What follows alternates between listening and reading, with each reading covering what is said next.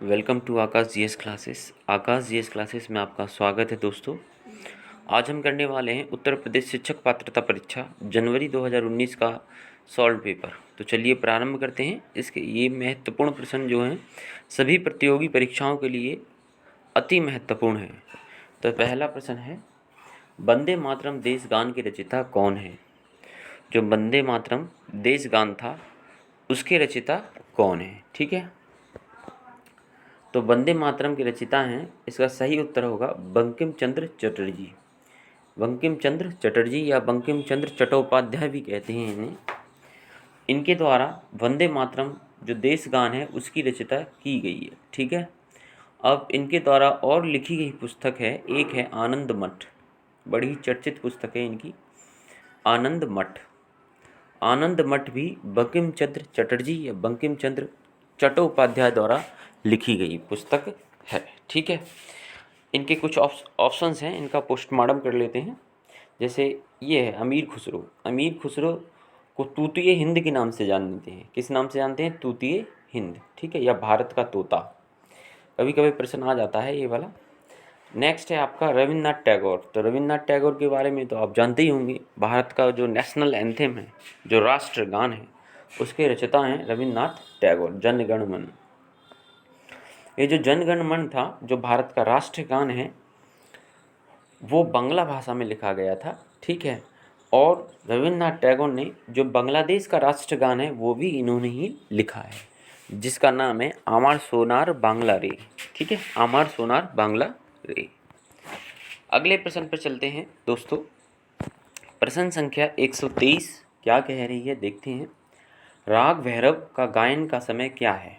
एक गायन, ये वो होते हैं, राग होते हैं। इनमें से एक राग लिया है जो यूपी टेट में आया है कि राग भैरव का गायन का समय क्या है। क्या दोपहर में गाया जाता है, अथवा सायंकाल में गाया जाता है, कि रात्रि काल में गाया जाता है, अथवा प्रातः काल में गाया जाता है? तो राग भैरव के गायन का समय दोस्तों प्रातः काल है। आप याद रखिएगा, सुबह 4 बजे से 7 बजे के बीच राग भैरव गाया जाता है। ठीक है दोस्तों, अगले प्रश्न पर चलते हैं। अगला प्रश्न है, सामान्य मृदा में कार्बन और नाइट्रोजन का अनुपात कितना होता है? तो बड़ा ही सरल सा प्रश्न था ये। सामान्य मृदा में कार्बन और नाइट्रोजन का अनुपात 10:1 होता है। इसका सही उत्तर ये होगा। सामान्य मृदा में कार्बन और नाइट्रोजन का जो अनुपात होता है, जो रेशियो होता है, वो होता है 10:1। ठीक है, बाकी तो आप सब जानते होंगे कि जो इन्वायरमेंट में, वातावरण में नाइट्रोजन सबसे ज़्यादा पाने वाली गैस है, जो 78% के करीबन नाइट्रोजन पाई जाती है। जो हमारा वायुमंडल है उसमें 78% नाइट्रोजन पाई जाती है। ठीक है, आगे चलते हैं। नेक्स्ट है आपका 125, प्रश्न संख्या 125 कह रही है, विशिष्ट मृदा में मृदा कणों के आपेक्षिक अनुपात को कहते हैं। जो विशिष्ट मृदा होती है में मृदा वर्ग के कणों के आपेक्षिक अनुपात को क्या कहते हैं? तो उसका सही उत्तर होगा मृदा कणाकार कहते हैं इसको। अगला प्रश्न है 126, सिलाई मशीन कब भारी चलती है? तो दोस्तों सिलाई मशीन तब भारी चलती है जब तेल की कमी तथा सफाई नहीं होने पर। अगला प्रश्न है, 1 मिनट वेट करिए। अगला प्रश्न है दोस्तों, प्रश्न संख्या 127। ये प्रश्न अच्छा है। तो प्रश्न संख्या 127 है, वृद्धावस्था में कैल्शियम की कमी से कौन सा रोग हो जाता है? तो कैल्शियम की कमी हो जाने पर वृद्धावस्था में कौन सा रोग हो जाता है?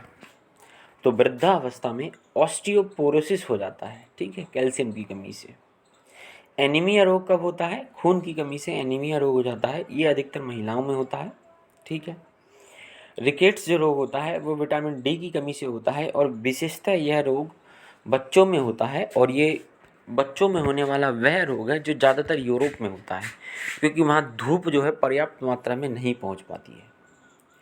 ऑस्टियोमलेशिया भी ये पोटेशियम और कैल्शियम इनसे होने वाला रोग है। ये भी ऐसा ही है कि विटामिन डी की कमी से ही होता है। आगे चलते हैं प्रश्न संख्या 128 पर।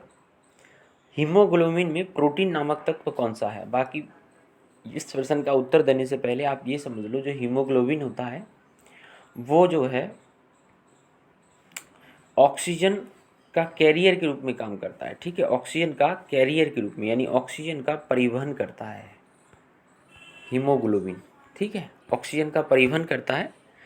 तो हीमोग्लोबिन हमें सबको पता है कि जो ब्लड में ऑक्सीजन घुल जाती है, ठीक है, और वह प्रत्येक शरीर की प्रत्येक कोशिका तक पहुंचा दी जाती है, लेकिन ब्लड में हीमोग्लोबिन पाया जाता है, हमें ये भी पता है। तो हीमोग्लोबिन वह सब्सटेंस है जो ऑक्सीजन का क्या करता है, परिवहन करता है। ठीक है, तो हीमोग्लोबिन में प्रोटीन नामक तत्व कौन सा है? तो ग्लोबिन वो प्रोटीन है जो हीमोग्लोबिन में पाया जाता है। आगे सबको पता है, जो ब्लड है, जो रक्त है या ब्लड है, इसका पीएच मान कभी कभी पूछ लेते हैं, ये पीएच वैल्यू पूछ लेते हैं। तो रक्त की जो पीएच वैल्यू है वो है 7.4, 7.4, pH for power of hydrogen. ठीक है, ये कभी कभी पूछ लेते हैं। प्रश्न संख्या 129 पे हम चलते हैं। 129 आपको कह रही है, आजकल यूरोप और भारत में, ठीक है, ये अच्छा क्वेश्चन है, किस जर्मन शिक्षा शास्त्री की पाठ्य योजना पद्धति प्रचलित है?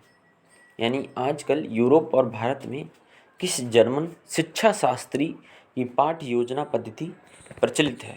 तो पाठ्य योजना पद्धति जो है फ्रॉवेल है, फ्रॉवेल की पद्धति प्रचलित है। इन्होंने 1840 ईस्वी में किंडरगार्टन पद्धति का आविष्कार किया था।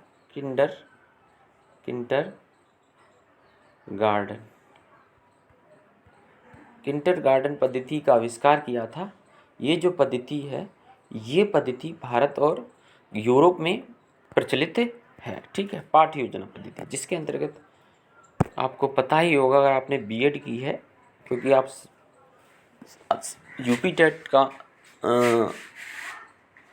पेपर देने वाले हो, तो इतना तो आपको नॉलेज होगी किंडरगार्टन पद्धति है क्या।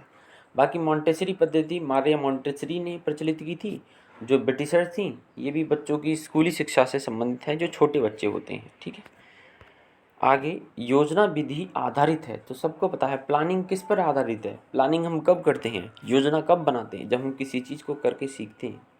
ठीक है, तो दोस्तों ये प्रश्न आपके आने वाले उत्तर प्रदेश शिक्षक पात्रता परीक्षा यूपी टेट के लिए अति महत्वपूर्ण है, और ये सभी प्रतियोगी परीक्षाओं के लिए इम्पोर्टेंट है। धन्यवाद।